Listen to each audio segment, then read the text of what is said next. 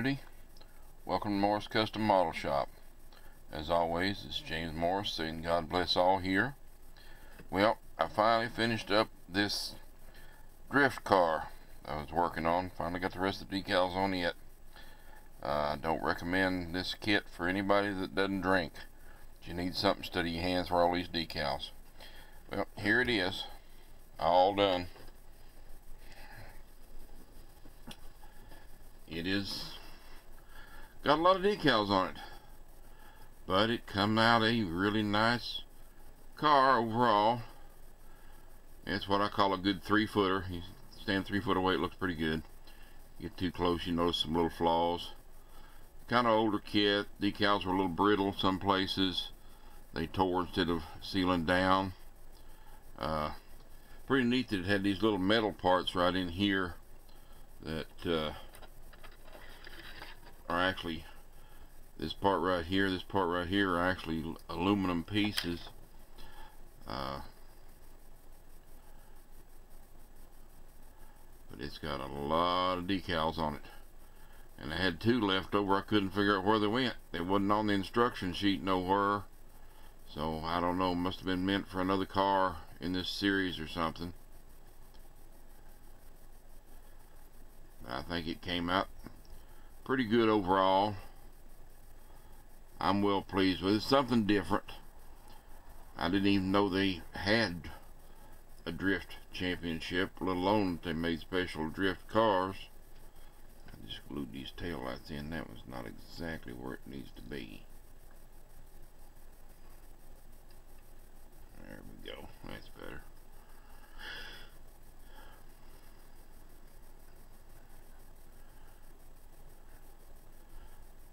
But I finally finished it. I like it. I like it real well. It's a nice little kit. I like the fact it's got actual functioning suspension springs that, you know, will let the car bounce up and down some. Got a good stance. Nice wheels. Of course, I didn't glue the body down to it yet. It lifts off real easy to get to the interior, but sits on there pretty nice. I'll leave it loose for when I put it in the showcase. It'll sit there.